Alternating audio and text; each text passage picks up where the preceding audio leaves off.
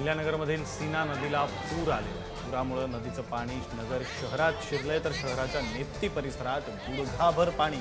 काल रात्रभर झालेल्या पावसामुळे गुडघाभर पाणी साचलंय, तर अनेकांच्या घरात पाणी शिरलंय। शहराच्या नेप्ती परिसरात सीना नदीचं पाणी साचल्यानं अनेक लोक पाण्यात अडकलेत, तर नगर कल्याण महामार्ग सुद्धा आता ठप्प झालाय। महामार्ग ठप्प झाल्यानं वाहतूक पर्यायी मार्गाने वळवण्यात आली। पूर परिस्थितीचा आढावा घेतलाय आमचे प्रतिनिधी उमेर सय्यद।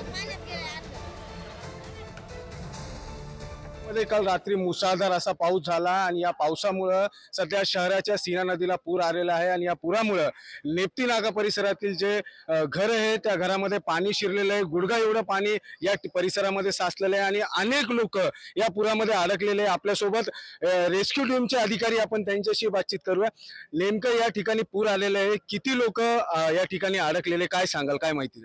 आपण पाहतोय की आपल्या सीना नदीचा जो पूल आहे तो पूर्ण पाण्याखाली गेलाय आणि नेप्ती नाक्यापर्यंत पाणी आलेलं आहे।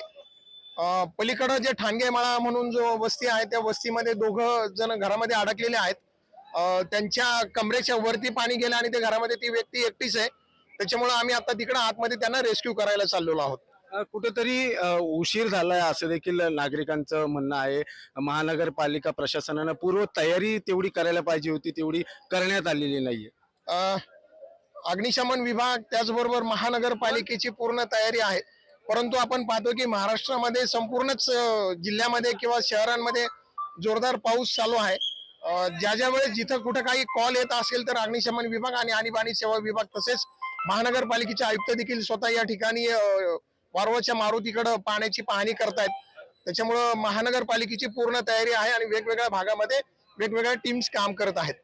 तर नक्कीच आपण बघितलं या ठिकाणी अग्निशमन दलाची जी रेस्क्यू टीम आहे ते आता या ठिकाणी जे अडकलेले नागरिक आहे त्यांना बाहेर करण्यासाठी शर्थीचे प्रयत्न करतायत। उमेर सय्यद, पुढारी न्यूज, अहिल्यानगर।